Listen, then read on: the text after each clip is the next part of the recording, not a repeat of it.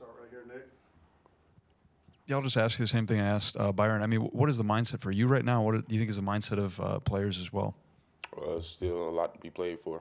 Still a season to play. We still have a standard to uphold. So we're just going to go out there and try our best every game. Go on the left side of Michael. What's it like in the locker room? What's the conversation like to try to keep that mindset in the right place? It's positive talk. You know, we pull from our leaders often, and we're all on the same page as far as what we need to do to finish this season. It's not over just because you took a loss. Still more games to be played, and we're all looking forward to Ole Miss this week. Front row, Tony. After looking back at the game, how would you diagnose the struggles inside the 10-yard line for the offense? It just comes down to execution. You know, we out there, we take the play call, we got to execute the plays, and that's not what happened. Other questions for Javion? All the way back here. Hi, Javion. So I just asked Byron this, but just obviously social media plays such a big part in our world. How do you guys as a team ignore that? Or I'm curious, do you ever use that as fuel in trying to silence all that noise with the next game? No, it's not. Social media is not a factor for us. We don't pay attention to it. Of course, it's there, it's everywhere. But main focus should be everything inside of this facility. Front row, Nick.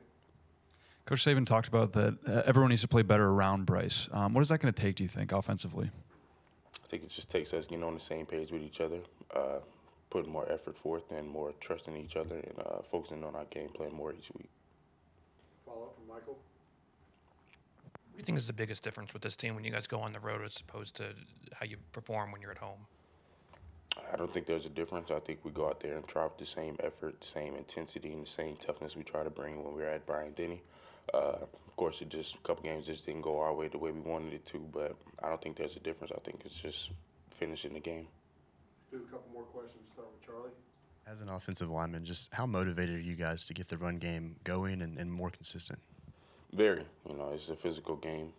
Football is a physical game. So, of course, we want to get the ball handed off, and we want to move people out the way. That's the most joyous part of the game, taking a man and displacing him from where he wants to be.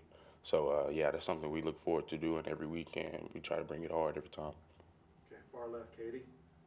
Kind of bouncing off that, despite the loss, just how big is it what Roydell was able to do on Saturday on some of those fourth down conversions and then the touchdowns in the red zone? It was huge. You know, Roydell's a strong, powerful back, and I think people see that and forget that he can be very agile and cut as well. But it was huge, you know, putting his head down and rolling in like the bowling ball he is. We're grateful to have him as a running back on our team, and it's very useful.